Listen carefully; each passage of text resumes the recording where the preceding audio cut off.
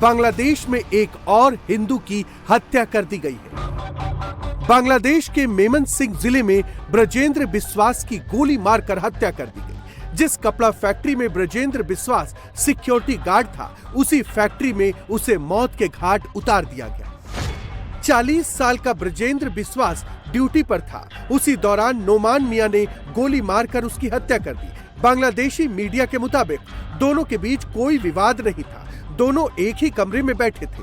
तभी अचानक नोमान मियां ने ब्रजेंद्र बिस्वास पर बंदूक तान दी और चिल्लाकर कहा कि गोली मार दूंगा। इसके तुरंत बाद उसने ट्रिगर दबा दिया और वहां से फरार हो गया। हालांकि बाद में पुलिस ने आरोपी नोमान मियां को गिरफ्तार कर लिया। मेमनसिंह जिले में पिछले 12 दिनों में हिंदुओं की हत्या का ये दूसरा मामला है। इससे पहले 18 दिसंबर को जिहादी जमातियों ने पहले दीपू दास को पीट कर अधमरा किया और फिर बीच चौराहे पर पेड़ से लटकाकर जिंदा जला दिया था। और अब 12 दिन बाद उसी मेमनसिंह जिले में हिंदू लड़के ब्रजेंद्र बिस्वास की गोली मारकर हत्या कर दी गई। 6 दिन पहले यानी 24 दिसंबर को राजाबाड़ी में जमात के जल्लादों ने अमृत उर्फ सम्राट मंडल की पीट कर हत्या कर दी।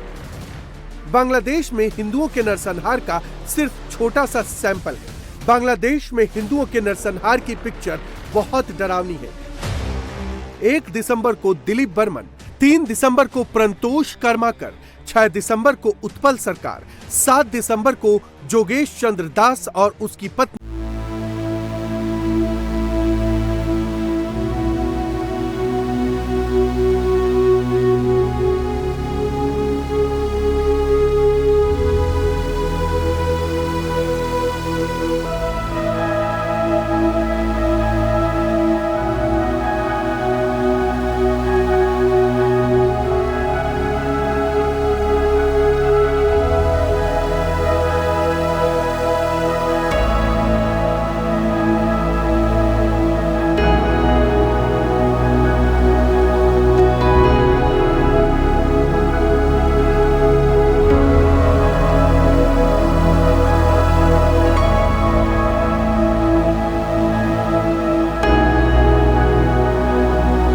हिंदुओं के घर न जलाए जा रहे हैं, साथ ही भारत के खिलाफ मौलाना आग भी उगल रहे हैं। भारत के लिए कब्रिस्तान खोदने वाले तैयार रहो। भारत के लिए कब्रिस्तान खोदने वाले तैयार रहो। भारत के लिए कब्रिस्तान खोदने वाले तैयार रहो। जो भारत हमारे लिए कब्रिस्तान खोद रहा है, उसके लिए हम कब्रिस्तान खोदेंगे। हम उसके लिए कब्रिस्तान खोदेंगे। भारत के लिए कब्रिस्तान खोदो। भारत के लिए कब्रिस्तान खोदो। भारत के लिए कब्रिस्तान खोदो। भारत के लिए कब्रिस्तान खोदो। भारत के लिए कब्रिस्तान खोदने वाले तैयार रहो, तैयार रहो, तैयार रहो। हिंदुओं के मंदिरों को जलाया जा रहा है। अभी तक 150 से ज्यादा हिंदू मंदिरों को टारगेट किया जा चुका है। हिंदुओं के कत्ल के पर्चे इस वक्त हेडलाइन बने हुए हैं। 1974 में बांग्लादेश में हिंदुओं की आबादी 14% थी, जो अब घटकर 7.5% रह गई है। बांग्लादेश में दिन रात धमकियां दी जा रही हैं। एंटी इंडिया नैरेटिव सेट किया जा रहा है। हम पाकिस्तान के साथ मिलकर भारत के टुकड़े टुकड़े कर देंगे। हम भारत के हर कोने में घुस जाएंगे, उसे कई टुकड़ों में विभाजित कर देंगे। बांग्लादेश की शांति के लिए भारत को टुकड़े टुकड़े करना जरूरी है। दरअसल बांग्लादेश में जब से तख्ता पलट हुआ है, तब से जमातियों के साथ मिलकर यूनुस सरकार एंटी इंडिया एजेंडा चला रही है। हादी की मौत के लिए भी भारत को जिम्मेदार ठहरा रही है। लेकिन अब यूनुस के उसी झूठ का पर्दाफाश हो गया है। यूनुस की पुलिस ने आरोप लगाया कि हादी का हत्यारा फैसल करीम मसूद भारत में छिपा है। लेकिन अब उसी फैसल का वीडियो सामने आया है, जिसमें उसने दावा किया है कि वो भारत में नहीं बल्कि दुबई में। उसने तो यहाँ तक कहा कि हादी की हत्या उसने नहीं की, बल्कि जमात के लोगों ने ही उसे मरवाया। उस्मान हादी की हत्या के 2 आरोपी अलमगीर शेख और करीम मसूद सीमा पार करके भारत चले गए हैं। वे दोनों इस वक्त मेघालय के तूरा टाउन में हैं।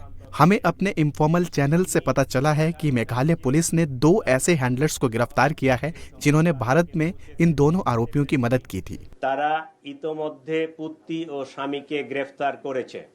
যে হাদি হত্যাকাণ্ডের সাথে আমার জড়িত থাকার কথা জানেন। मैंने हादी को नहीं मारा, मुझे और मेरे परिवार को फंसाया जा रहा है। मैं इस विषाणु से खुद को बचाने के लिए दुबई आ गया हूँ। हादी जमात का ही एक उपज है। जमात के लोग उसकी हत्या के पीछे हो सकते हैं। हाँ, मैं प्रोफेशनल कारणों से हादी से मिला था क्योंकि मैं एक आईटी फर्म का मालिक हूँ। मैंने उसे पॉलिटिकल डोनेशन दिया था। उसने मुझे सरकारी कॉन्ट्रैक्ट दिलाने का वादा किया था।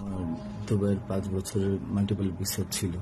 যে হাদি फैसल करीम मसूद ने दुबई में बैठकर यूनुस की पुलिस के एंटी इंडिया एजेंडे की पोल खोल दी। उसने बता दिया कि कैसे जमातियों के इशारे पर यूनुस सरकार काम कर रही है।